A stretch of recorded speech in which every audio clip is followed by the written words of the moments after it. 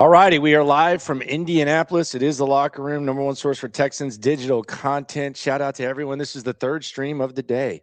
SNL, which you hear Monday through Friday, and see right here on YouTube at 4 o'clock Central. We had not one, but two episodes because the Texans made a decision today. I don't know if it's better late than never or not. I don't know whether this is a good thing. I don't know whether this is a bad thing, but they parted ways with Gerrod Johnson. That's not the only thing that's gone, though, when it comes to the Texans. I'll tell you about that as well because it was tight end day, which is a big need for the Texans. Shout out to Sleeper for sponsoring the video, the greatness that is Sleeper. Team picks, alive and well. I have won two consecutive. Tonight, I had them Hornets over the Pacers right down the street. I watched it. Be sure to use team picks on Sleeper. A lot of good information, a lot of good opportunity. And the best app in the game, the best sports app in the game, just continues to get better, even when you can't participate in football. Basketball, always more interesting when you use Sleeper. So we walked into the Combine today. We were getting ready to talk to safeties. We were getting ready to talk to tight ends. And I'll be dang. We're sitting down. We're getting ready to go speak. And Cody whispers to me. He says, "Hey, Gerrod Johnson just got fired." He didn't really whisper. He just said Gerrod got fired. And we had heard that this was a possibility. And then it happened. Gerrod Johnson gone. And what exactly does this mean? Your guess is as good as mine. I will say this. The Patriot Way is alive and well. The Patriot Way is alive and well because now, by most reports, including the Alphas, Alpha Aaron, it looks like old John Carroll Jerry is going to get the gig. And it's yet another John Carroll guy, yet another guy with New England ties.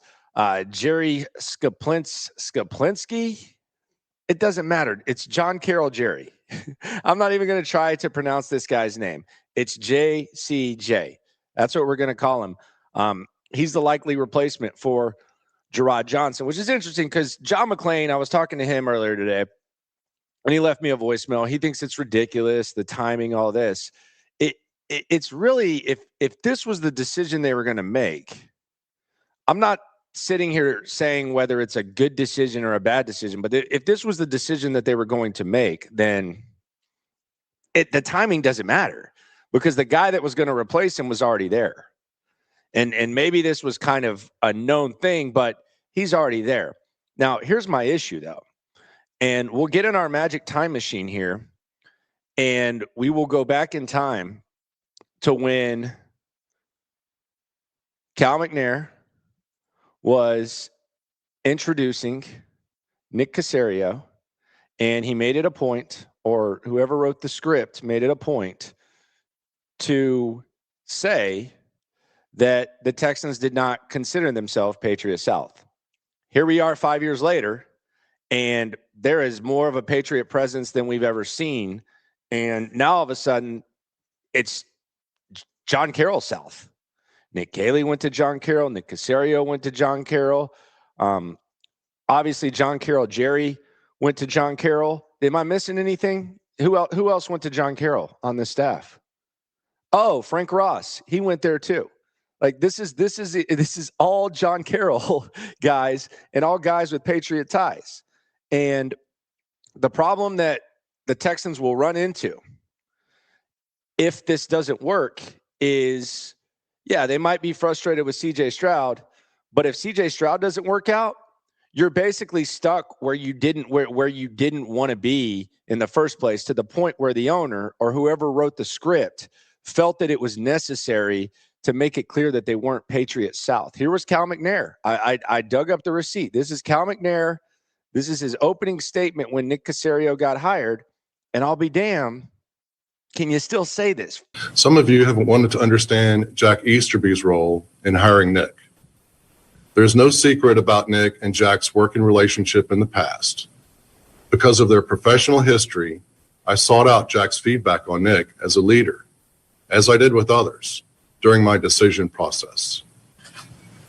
We thank the New England Patriots, specifically Robert and Jonathan Kraft, and Coach Belichick, for being a first-class organization that builds winners. With respect to their organization, we do not consider ourselves the Patriots South. We are here to lead this team the Texans way. Okay. We don't consider ourselves Patriots South. Is that still the case? Do you still feel that way? It's kind of a hard pitch at this point. Now, maybe it works out. And that's really where we get to this delicate situation. Because on one hand, you have a quarterback who needs to get it right. And on the other hand, you have an organization who it felt like had overcome their trust issues. But now suddenly the part of the ball, the offense that you've needed to play better the last 2 years that's held you back, now all of a sudden it's back to the Patriot way. And there is not anyone more Patriot than John Carroll Jerry. You look at these gigs right here that he's had. This is every NFL gig that JCJ has had. New England hired. I'm sure that Nick Caserio, being a John Carroll guy who crossed over with them, may have had something to do with that. He's in New England from 13 to 18. He goes to the Miami Dolphins for a year. Brian Flores left New England to go to Miami. Then he goes to the Giants. Who hired him? Oh, Joe Judge. Where was he before? Oh, New England. Okay. Then he goes to Las Vegas for 2 years. 2022, he's an assistant quarterback coach. 2023, he's a tight end coach. Josh McDaniels hired him. We all know where he came from.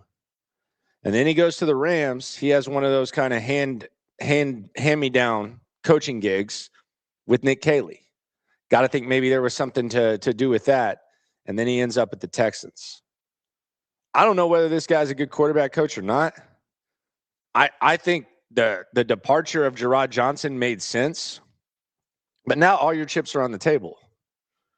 All your chips are on the table. There was a portion of the fan base, and it really won't matter if they win. And that's the real question. But there is a portion of the fan base now that was completely on your side, and now they're kind of looking at you sideways because you're bringing in your John Carroll guys, even more of them, and you're bringing in your Patriot guys. Now, the question is, how does this split end up good? CJ Stroud plays better.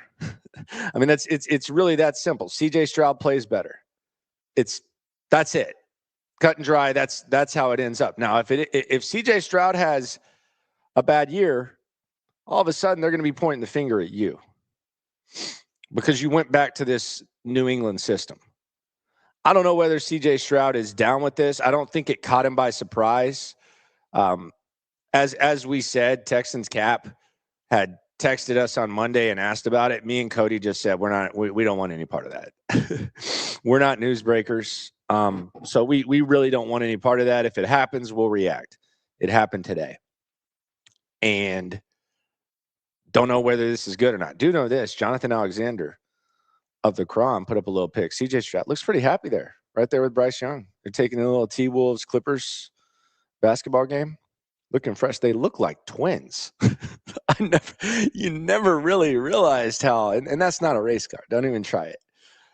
You never knew how much these guys actually looked alike. Kind of wild how much these dudes look alike. But CJ looks like he's smiling right there. Maybe CJ wanted some John Carroll Jerry action, man. Maybe he was all about this. Maybe he was ready for it. He looks like he's living a good life right now, doing his thing. So we'll see what happens with CJ and John Carroll Jerry. Whose choice was it? The parting of ways is kind of one of the things that's debated. Does it really matter in the big scheme of things? It really doesn't matter. And Gerrod will land on his feet. Gerrod's got a good network. He's a sharp guy. I don't know if he's a good quarterback coach or not. I think there's enough people that know more than I do that think he is. So we'll see what happens with Gerrod. He might be kind of relieved. Now, I think the Alpha is saying that his contract expired and he had options and wanted to roll. We'll see where he ends up if that's the case.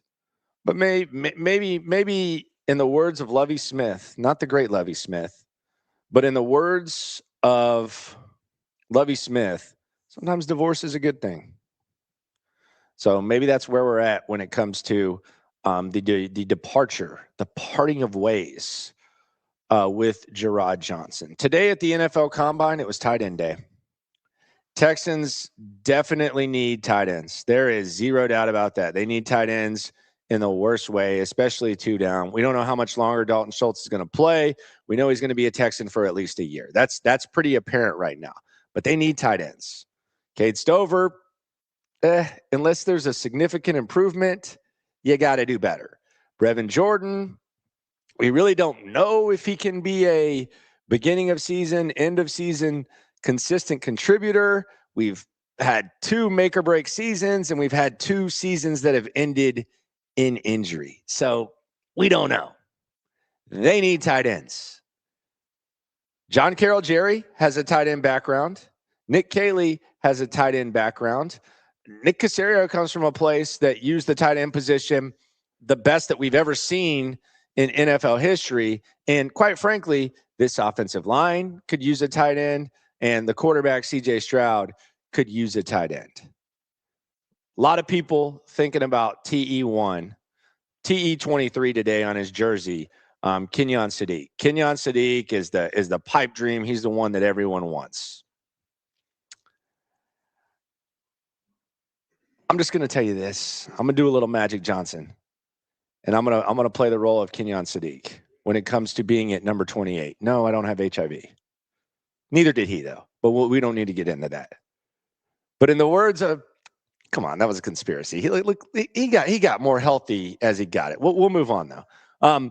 But in the words of Magic Johnson, the HIV survivor, I'm not going to be here. That's Kenyon Sadiq at 28. He ain't fallen to 28. This was me asking Kenyon Sadiq about his meeting with the Texans. This is what he had to say today at the NFL Combine. I mean, just being versatile, I think, is a big part of my game. I mean, you mentioned it. So it's just kind of sharpening up all the aspects of my game to be an elite level going up to the, this competition. Have you met with the Texans? Yeah, I have. How'd it go? No, it was good. And that was one of those, you just really get to know each other. It was a super chill meeting. The staff is awesome. So, just getting to sit down with them, get to know them was great. Yeah, he's not going to be there. That's going to be a guy that's going to be gone. If the Texans want to trade up and get him, so be it. I don't even know that that's something that they want to do, but Kenyon Sadiq's not falling to 28. The thing that I like about the Combine, and I said this yesterday, I like walking in and getting kind of a visual of the players, because you kind of get a grasp of the position group when you walk into that room. You see what's going on and everything that is in front of you. You talk to the tight ends, and you kind of start to get the vision. And then you kind of realize this guy is just really at a different level. Like, as far as being a prospect, he's at a different level than these other guys. I think he's the only tight end that goes in the first round. I do like this tight end class.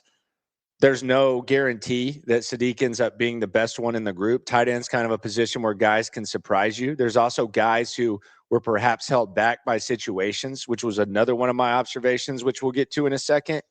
But I just like getting the visual of the position. And I have 5 observations I'll get to in a second. But first, let's hear from some more of the prospects. Another guy that's really interesting. Now, I don't know if he's heavy enough for what the Texans would want him to do. But Max Clare at Ohio State, at Purdue previously, he's an interesting guy because he went to Ohio State. He didn't produce a lot, but he's a more than capable receiver, and he did produce at an extremely high level at Purdue. Now, he gained a little bit of weight in between. I asked him about the weight gain. He said he gained 2 pounds before Ohio State. I was like, well, it was 15, but who's counting? Maybe it was between the final year of Purdue or whatever, but I'll blame my boy Bo Bishop for bringing that up out there in Columbus. But It's neither here nor there. Here is Max Clare talking about being NFL ready and whether or not he met with the Texans. How much did the extra stuff that they asked you to do and move around at Ohio State prepare you to make the decision to come out? Yeah, it definitely helps. I mean, getting comfortable in all different, formations and different parts of the field and asked to do different jobs, just makes you more well-rounded and ready for the next level. Have you met with Houston and Texans?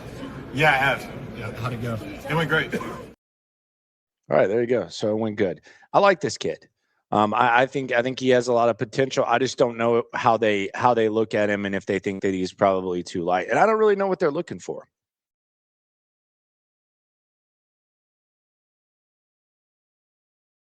Scouting tight ends, and I know there's a lot of stuff that goes on in the interview process. You want to interview, you want to ask questions, you want to do all this stuff. This is the only thing that the Texans should do with tight ends. And this is me sitting down right now as a tight end prospect. Okay. D'Amico and Caserio are right there. This is all they need to do. Son, can you reach your left wrist out, please? Yes, sir.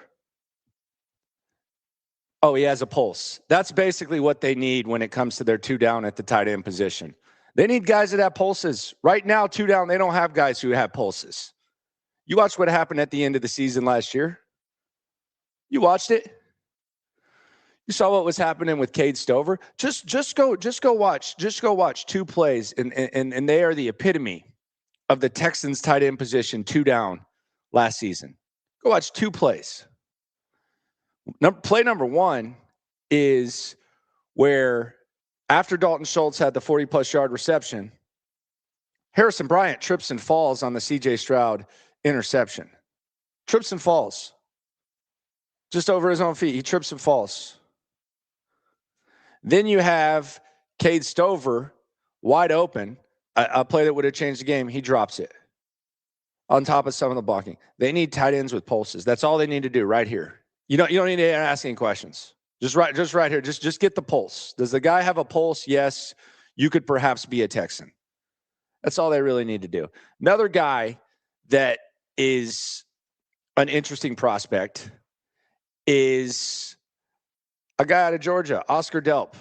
Now, I'm not going to pull Cody Stoots here and compare him to Brock Bowers, although Cody never did that. I'm just kidding. Cody's in front of me working on some Houston football stuff. If you're not subscribed to Houston football, you're a slime ball. If you don't watch SNL, you're going to hell on scholarship. Monday through Friday, 4:00. But here is Georgia tight end Oscar Delp.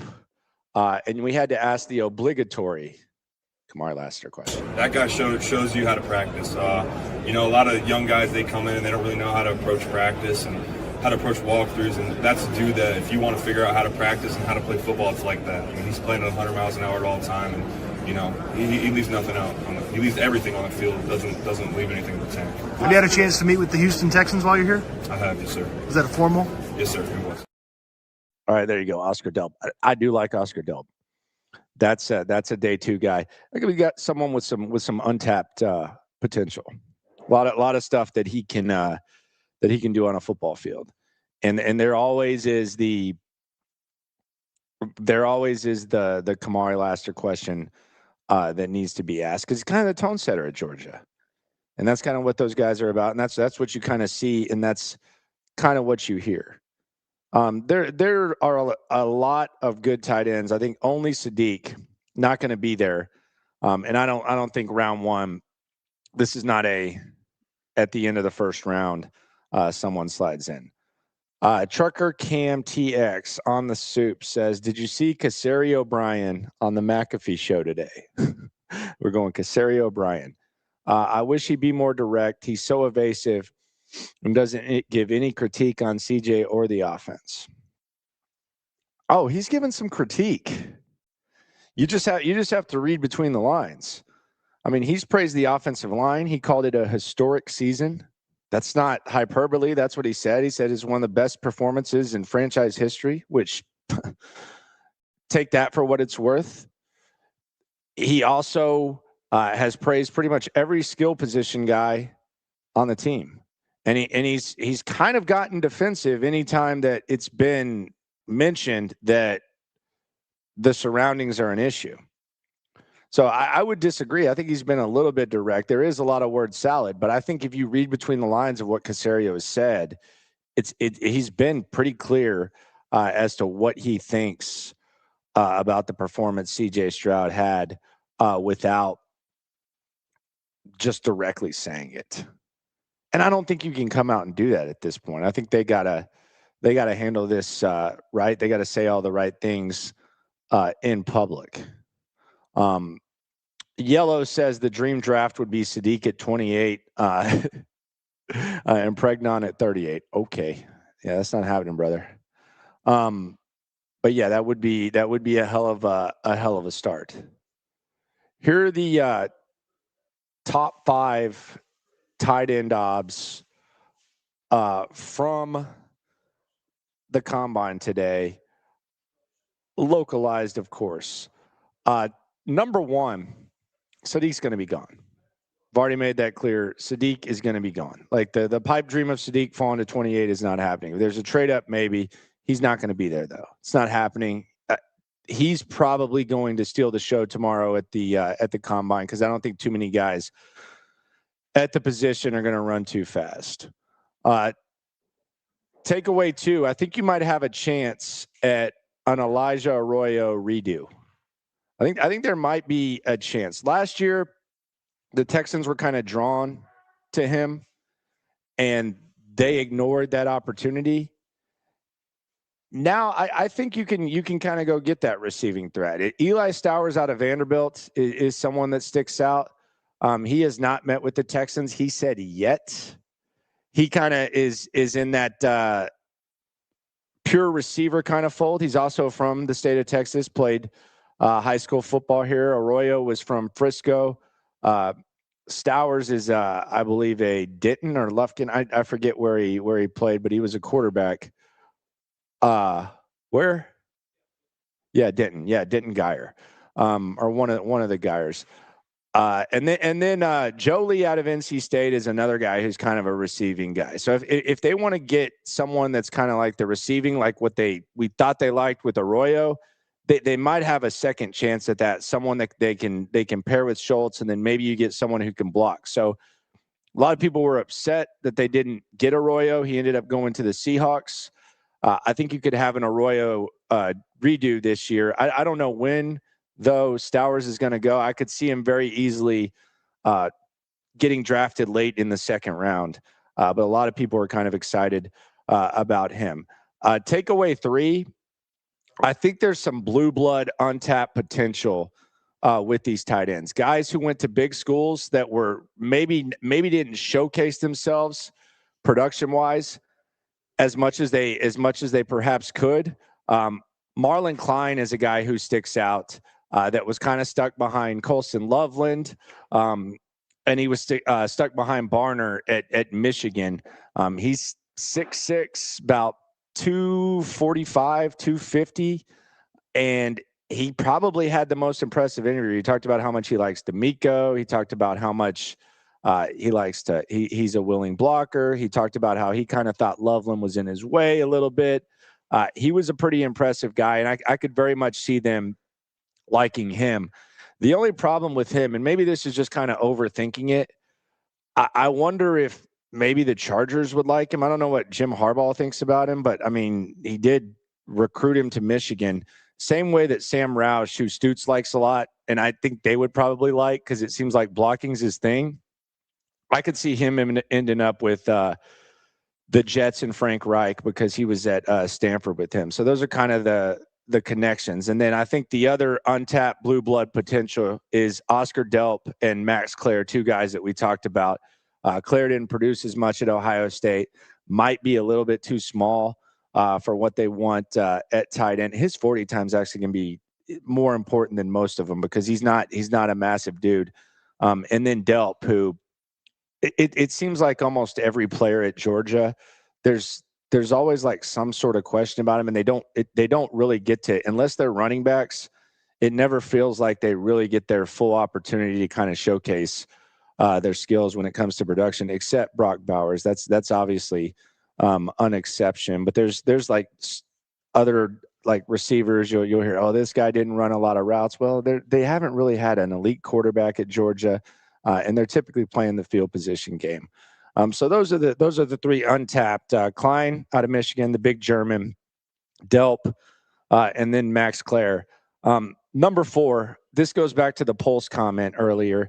The confirmation of just like being in a room of guys at the tight end position, the prospects, it's just really confirmation as to how bad the Texans tight end depth is.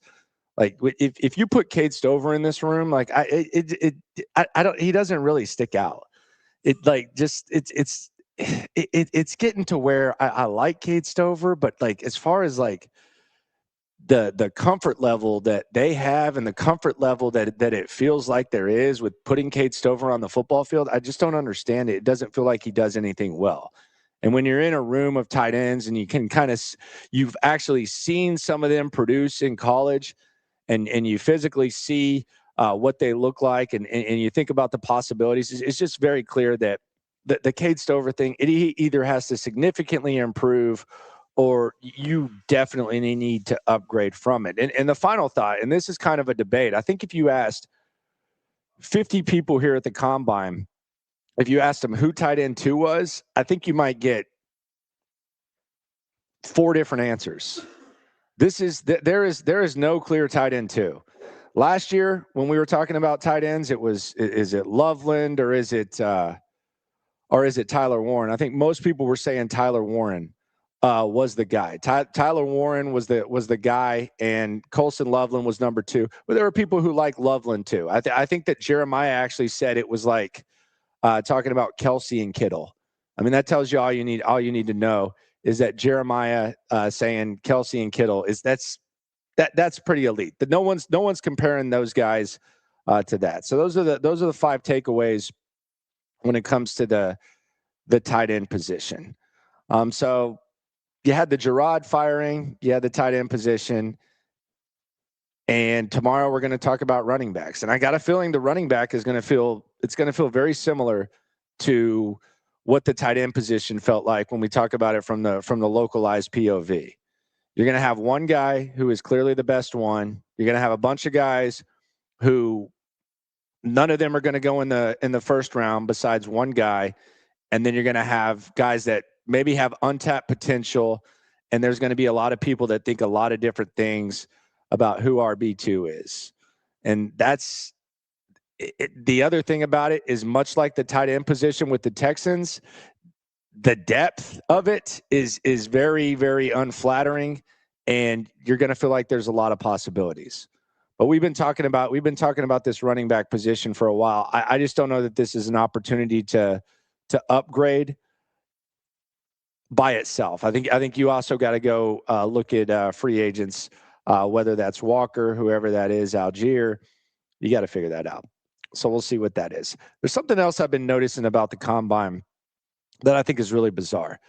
It feels like all the older journalists, there's a constant complaint, and it's crazy because it's all you hear when you're in the interviews. It's all you hear when you walk by their tables. They really don't like when people ask if players visited with teams. Yesterday, I was sitting in front of the Messidor podium, and he was a little bit later because the medicals took a while. And there were a couple of old beat writers that were just complaining about that. I saw Paul Kaharski complain about it. John Harris with the Texans complained about it. And I don't understand what the complaint about it is. Did you meet with? It's not like anyone's saying that they're going to be drafted. It's just kind of a path. And then I see Clarence Hill formerly of the Star Telegram, now in the digital game, completely dominating it. And he's asking it to every prospect. Did you visit with the Cowboys, formal or informal? Notice the difference there. He's thriving in the digital game, and these other dudes are barely able to get around, and they're writing for papers. I don't understand this complaint. Just really doesn't make too much sense for me when you're complaining about this. Alpha Aaron not complaining about it. He was on the scene today, and Alpha Aaron, I don't know how he got it. But the alpha, he got the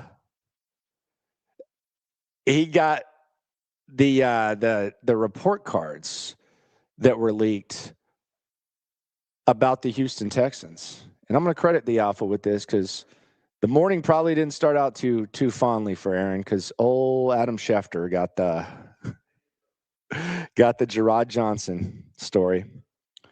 But Aaron did his thing, and he was able to get the report cards, including D'Amico Ryan's report card. D'Amico Ryan's in the NFLPA annual player report card, he rated 9.15 out of 10 for willingness to take feedback from players about teams' needs. I don't like, how many players does he even talk to about that? That would be, and how did he get a 9.15? He got a 9.08 out of 10 for efficiency with their time. That's solid. Dropped to an 8.8 for setting a practice schedule. I can kind of see that. I can kind of see that. That contributes to success. And then he got an 8.5 out of 10 for leadership. Damn. The captain's worst grade was 8.59 for leadership. I bet you he doesn't like this report card. This feels like an honor student that might be a little upset. And then 9.3 for respect, 9.4 for positive culture. That 8.5 for leadership for a guy who's nicknamed Cap. That seems not great. And then you had the Texans grades, courtesy of the Alpha.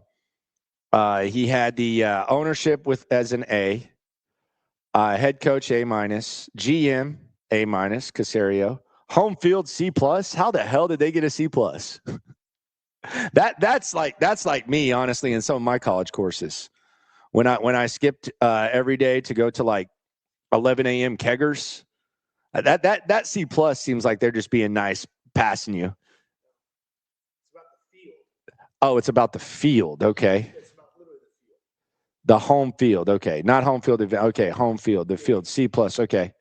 Yeah. It's not a fun field to walk on either. Okay. But the home field advantage, what grade would you give that, Stoots? Yeah. That's generous too.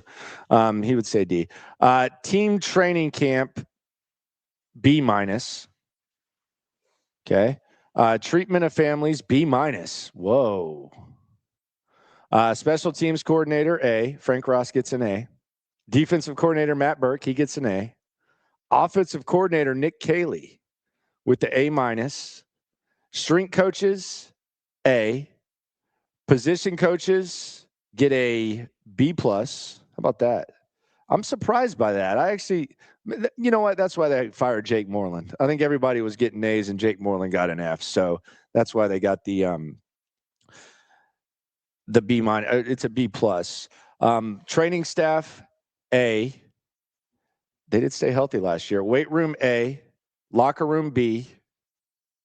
Training room, A. And then food dining area. We always used to hear Bill O'Brien talk about the cafeteria, A. Nutrition, A. So there you go. That's the report cards courtesy of the Alpha for the Texans. Not too bad. Good bounce back by Aaron today. After the Schefter thing, and I know he was pissed. I didn't talk to Aaron today, but I know he was pissed that he got that. But he has been on all over it there. Asman says, "Hey, bro, it's me, Aaron Tiger Woods Wilson." I think he's talking about his green jacket today. Aaron was rocking not just a green jacket; he was rocking a green suit. He was rocking the full green suit with the pinstripes. He was making the moves. So yeah, it's the actual home field, not the home field advantage. So that's my bad. Those are the grades from the Alpha. So 2 things gone today: Gerrod Johnson and any hope of Sadiq at 28. You can say that the Sadiq thing was never a thing. It's just when you visually see it, it just kind of becomes even more clear. I think tomorrow the running back situation is going to be very similar. Talking to Jeremiah Love, it's kind of a waste of y'all's time and our time. And I'm also calling my shot. I think that tomorrow, Ricardo Mendoza will have the most crowded podium in Combine history. Fernando Mendoza, race card. I'm thinking about his brother already. Yeah, Mendoza is going to have the most crowded podium of all time in Indianapolis. Clear QB1. I think we're looking at probably the most crowded podium in NFL Combine history. I think it'll be Johnny Manziel like. Who else you going to talk to? It's gonna be crazy. And then I think number 2 will actually be Pavia. Even though nobody really thinks that he's an NFL prospect, I think Pavia is going to be the number 2, and it's going to be a lot about height. He's going to talk about heart, leadership, all that type of stuff. But it's going to be Mendoza.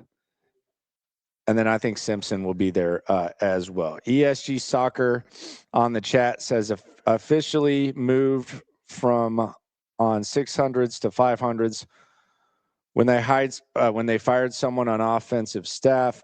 About time. More Pats frauds though. Definitely Patriot South on the offense. No doubt. Definitely Patriot South. Patriot South and John Carroll South. We got some news from Rappaport today. So Ian Rappaport reported, this was during the Combine. I caught this. He said that extending Will Anderson is the top priority for the Texans. This is something that we probably expect, but is this not more kind of salt on the wound when it comes to CJ Stroud? Like you just lost your quarterback coach that you go way back with. The season ended terribly. The internet is being very, very mean to you. And now the guy who was drafted the pick after you is going to get a mega deal, and you're going to have to wait with a make or break deal with Patriot South surroundings. I know he's going to be happy for Will. I know they're tight. I know eventually CJ is going to get some money, but it's crazy how this has happened. I don't think there was ever a doubt that Will Anderson was going to get the bag, but Will Anderson getting the bag for CJ kind of feels like a little bit of an upset based on what we believed for sure 2 years ago, maybe even 1 year ago. And now that bag, I mean, it's going to be top 3, top 5 money at the position, probably closer to top 3. And I'm actually really intrigued to see how the Texans handle these contracts, because they've in the D'Amico Ryans, Nick Caserio time, they've been kind of interesting in the manner in which they pass out contracts where they don't really do more than 2 years on deals. There's very few exceptions where they're giving more than 2 years on a contract. And we really haven't seen them outside of Stingley. We saw a little bit with Stingley, and that was kind of a unique situation because there were the injury concerns, and then the injury concerns went away. They went $5 million ahead of Sauce Gardner, which some people thought was interesting. And now you're talking about dealing with Will Anderson and CJ Stroud. And the other element of this is, if the CJ Stroud thing, let's say that the CJ Stroud thing continues and you're hesitant to pay him, what do they do at quarterback? I saw Shane Steichen's media availability today, and I mean it feels like if the Colts don't do something, then they might be getting rid of Shane Steichen. You already had the owner go up there and say that he was kind of on a hot seat. I think that's kind of unfair to Shane Steichen. I think Shane Steichen's done a really good job. Like if Shane Steichen had CJ Stroud, I think the Colts would be a pretty damn good team. Like you look at what he did with Daniel Jones last year. And I think a lot of people thought that, inevitably the Colts would fall off. Maybe they would have. But when your quarterback breaks his fibula and then he tears his Achilles after you have a historic start, you do got to factor that in. He went to the final game of the regular season with Gardner Minshew, and then he damn near was going to win a division this year with Daniel Jones. So when you're in quarterback hell, it's not fun. And if the Texans don't if the CJ Stroud thing doesn't work and they decide they don't want to pay him, you can find yourself in that position relatively quick. And that's kind of a problem. I don't know what they're going to do at quarterback. But I think Shane Steichen is a good coach. And I think Shane Steichen would probably kill for a quarterback like CJ Stroud. He hasn't had anything close. He had to draft 2 picks later, and Anthony Richardson was his pick. Elsewhere in the division, you had the Titans. The Titans make a move for Jermaine Johnson. The Titans are not rebuilding. That has changed a lot. They got a lot of cap space. They got a damn good head coach, in my opinion, battle tested. They got an offensive coordinator who I think most teams would like to have in Brian Dable. Do they have the quarterback? Who knows? But they add a guy who has had a Pro Bowl season with Robert Saleh, and he's going to do his thing. And Jake's over there taking exception with the Robert Saleh. I think you're battle tested when you go in New York. He's 20-36, battle tested. He's a battle tested coach. You deal with New York. 20-36 with the Jets is like a fucking Super Bowl, honestly. I said he was battle tested.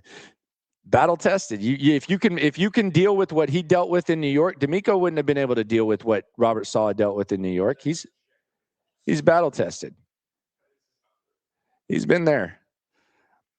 Robert Saleh is a hell of a coach. And he's gonna end up doing his thing. I think Robert Saleh will be good. I think he's much better because of what he dealt with the Jets. Is it like Belichick Cleveland? Probably not. But he's gonna be good. I think Robert Saleh is gonna do a good job. And they're definitely being aggressive. It's a much different Titans team than we become used to. They've kind of flipped it a little bit in the last couple of years. I didn't even know that any coach would actually take the job. So they took it. Thrill Ben Spoke says he handpicked Richardson's, talking about Shane Steichen. I guess. I don't know if he handpicked him. You think he would have handpicked Anthony Richardson over CJ Stroud and Bryce Young? I think he might have picked him over Will Levis, but I don't know about handpicked him. That might be a little bit dramatic. Mike Washington at Arkansas. By the way, the Alpha also had this one. Mike Washington at Arkansas. He is going to he already visited with the Texans, and I think John Harris has him as RB2 or 3. So Mike Washington will be someone interesting to talk to tomorrow, and Aaron was all over that as well. So big news day. Gerrod Johnson, he gone. Tight ends, talk to them. Running backs, we'll talk to them tomorrow and give you the latest there on SNL. Appreciate y'all for rolling through. Price at 28 could be maybe we get talked into that tomorrow. Appreciate y'all for rolling through. Be sure to subscribe. Be sure to like. Be sure to ride along. Be sure to always remember, when it comes to this Texan stuff, we're all in it together. Talk to you tomorrow live at the Combine.